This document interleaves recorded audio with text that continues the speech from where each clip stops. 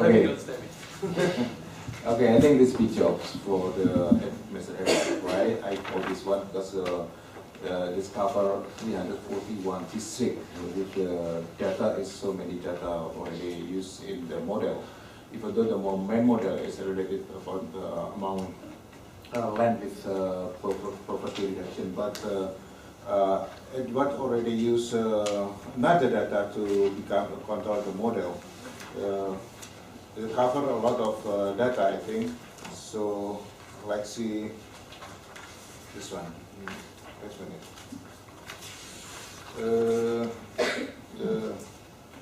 Like this one, using district effect, especially in latitude, altitude, so type, and other natural endowment, something like that. And then you already use control data about the year effect, about the economic growth, financial crisis, international crisis, and etc.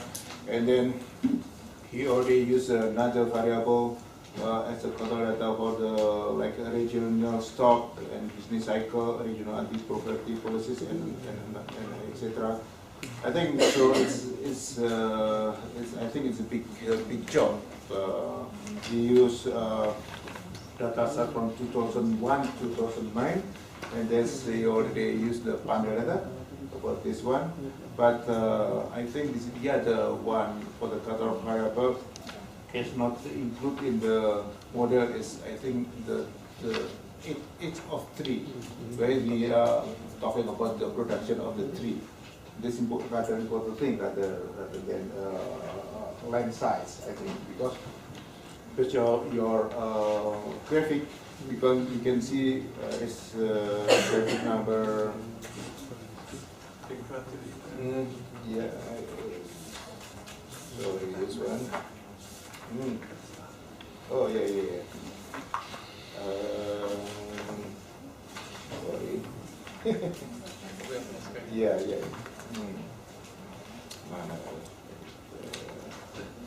This one. Topic number 20. You can see in here, palm oil land, the increase not so dramatically of the palm oil production. You can see in the 2010, this palm oil production is very high. Why? Because I think it is palm palm tree I think this is the variable, but in the model it's not in here. Okay, ladies and gentlemen, I think it's better for the topic today if we give many suggestions or something, probably a question to the Mr. Edward to make the working paper become better. I open the one. I open the three questionnaire. Mr. Yono, another side, and then ladies. Okay. Start, Mr. Okay.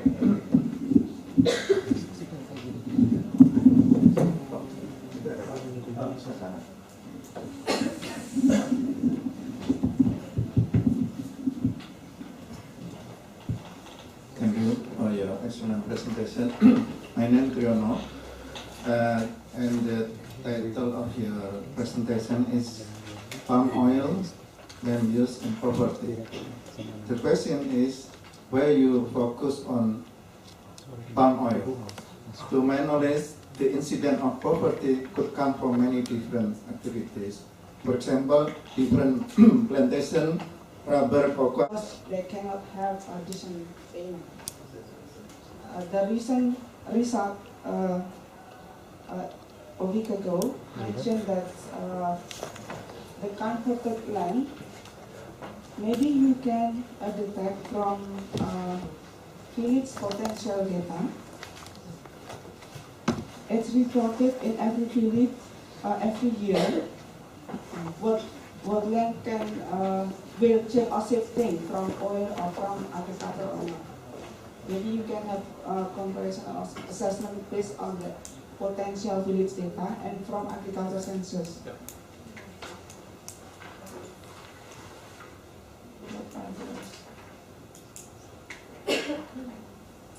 I think that's enough. it can answer your question why. That's very useful comments. Thank you. Yeah, we've got the plotters at A&E, we've got the agreement with you guys to have that. Don't have the And you access to can, agricultural services you yet. can download the recent result from dps.go.id, the result of the agriculture census recently. Thank you. Thank you, that's really useful. Just a short comment following observation on the differences in island. I'm actually quite surprised that it's quite robust for Kalimantan, because I was under the impression that the expansion is only in certain districts rather than many districts, different to Sumatra and different to Sumatra. It's not too much significance in Sulawesi. So any observation that I missed on that? Yeah, it was suggested to me over at C4 by a miner who some of you guys might be familiar with his work. No, eCraft, sorry, I keep confusing the two. That the way that they conceptually differentiate different types of expansion is between like a mosaic and a frontier one, whereas the mosaic ones are areas where there's not much free land and it tends to be small developments kind of filling in like patchwork, whereas the frontiers are kind of the other, and Kalimantan has a lot of frontier aspect, and so he said the one way that you can proxy for this is what he calls like the 40-40-40 rule. There's two other 40s that have to do with carbon properties of the areas, but the population density, he said if you can group districts based on areas that have less than 40 people and more than 40 people, it could be interesting by trying to delineate those areas as to what type of an expansion is going on. Because if I switch to the smallholder data and these other ones, which I have done as well, it's really patchy in terms of the years and the coverage, and I'm not comfortable filling in the zeros and using doing what I have done here with that, whereas the total is more or less complete. But doing what Miner's approach was, which was based on intensity, I got the exact same thing. It didn't matter what the population density was at all. It actually didn't change. The number of ones that had really low population density was around 500 out of the 3,000, so I'm guessing it's a relatively small number, but yeah. I tried to make today's talk a bit shorter, so I moved some of those results out with the instrument variable results, but there wasn't really anything there, surprisingly. So he said that was probably they thought that would be the most useful way to unpack heterogeneity, particularly in the areas of that kind of stuff, which but yeah, I'd like to use got more detailed data, land use data on Kalimantan with some of the NGOs and stuff, and so I might use that to do some lower level analysis within the island. One more I forgot. The land use exchange. Maybe you can tracking this case from the potential data and from the agriculture. But recently, the result of agriculture been found that mostly the shifting of land use from not by community or by household, but mostly for the oil farm in the company. Okay. Yeah, I think that's very important because poverty is a people-centered development, not company.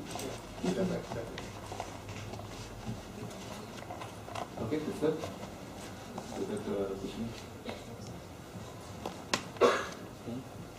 Thank you, Mr. Edward, for sharing your research. My name is Pancha from Wageningen University. I'm doing my research as well in palm oil.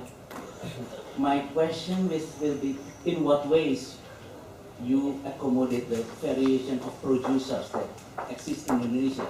Because we have different kind of producers, from big companies, from smallholders for them having less than 25 hectares according to the definition of the Ministry of Agriculture. And we have the outgrowers with different kind of characteristics. Sometimes they only have a bit more than 25 hectares, but sometimes they have, I heard some of them can have more than 10,000 hectares, but they are still not being accounted as big companies. And this is very interesting because we see that the productivity, the way they do the plantation is very different, and also how they actually develop a relationship with the migrant labor, migrant community, with the local community that planting palm oil? How do they get the inputs? How do they get the seeds? And this kind of things that really making the palm oil in Indonesia very complicated. Thank you.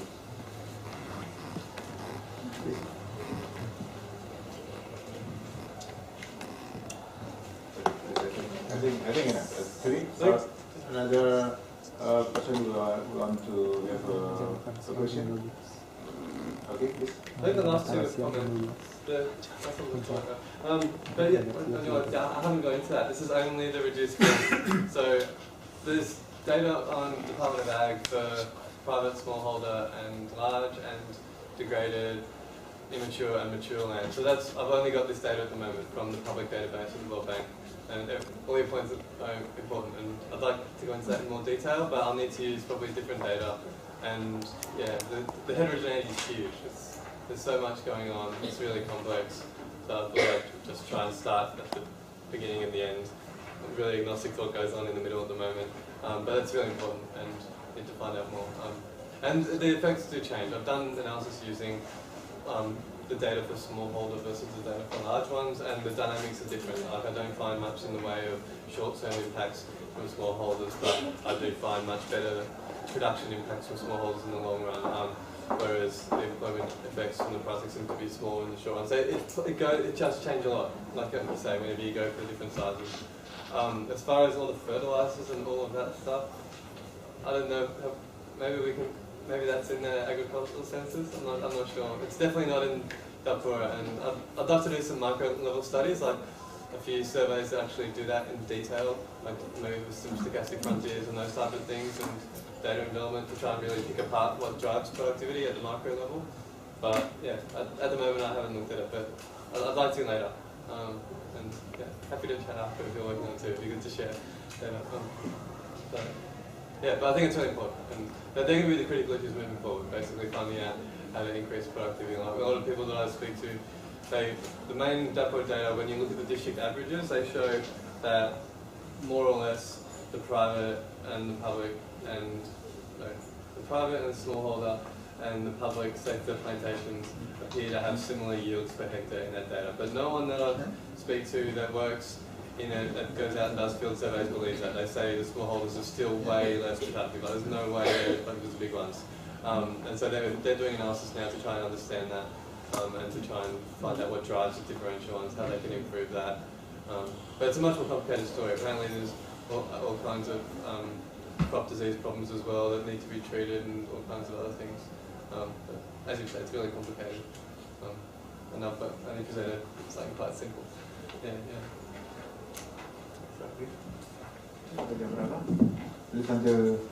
No? Okay. Okay, ladies and gentlemen, I think it's the end of the session, and I think we will have some restart for the discussion. That the oil palm that's already have with the register property in the, especially in the rural, and then the success of the palm oil actually is spread of the succession, but there is an impact to the environment. That is the other cause of the palm oil industry. And I think that I'll get for the question and put to the end of the working paper. And then I think I also thank to the speaker who have been sharing knowledge, and I think a big job for you with so many data in here, even though our friends give more suggestion about the data. But I think it is good for your paper. So I think I will.